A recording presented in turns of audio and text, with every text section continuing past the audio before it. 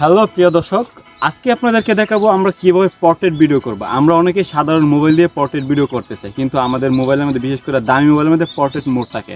তো portrait mode থাকার কারণে অনেকে খুব সুন্দর সুন্দর ন্যাচারাল ভিডিও করে।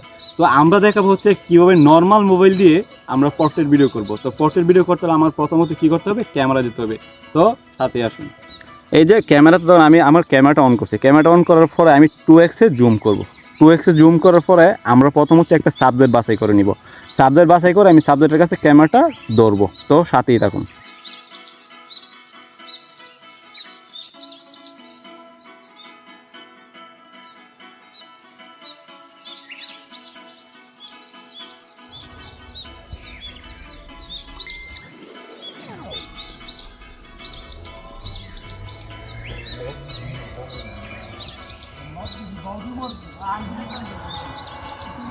বন্ধুরা, ভিডিওটা ভালো লাগলে অবশ্যই একটা লাইক এবং একটা শেয়ার করে দিবেন। আর এমন এমন নিত্য নতুন আরও সুন্দর সুন্দর টিপস পেতে আমার পেজটিকে ফলো দিয়ে রাখবেন।